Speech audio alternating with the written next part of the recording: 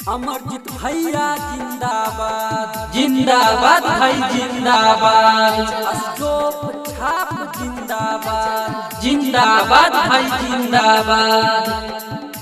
कश्ती डूब कर भी निकल सकती है, कश्ती डूब कर भी निकल सकती है, समा बुझ कर भी जल सकती है। ऐसे मायूस होकर इरादे मत बदलिए यारों, क्योंकि किस्मत कभी भी बदल सकती है। सुना हो चाचा बतिया नहीं भूलैहा हो, सुना हो चाची बतिया नहीं भूलैहा हो। अमरजीत भैया के सरपंच यही बनैहा हो, अशोक छाप पर मुहर यही लगैहा हो। सुना हो बाबा बतिया नहीं भूलैहा हो, सुना हो मामा बतिया नहीं भूलैहा हो।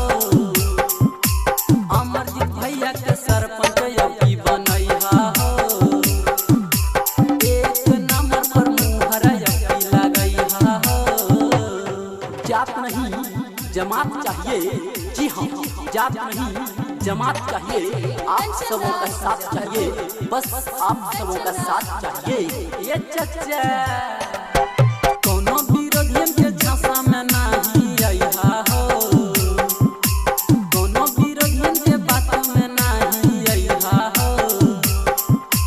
एक नंबर पर मुहर यही लगैहा हो, अमरजीत भैया के सरपंच यही बनैहा हो। सोनह पंचायत के विकास यही करैहा हो, सोनह पंचायत के विकास यही करैहा हो। अमरजीत भैया के सरपंच यही बनैहा हो, अशोक छाप पर मुहर यही लगैहा हो।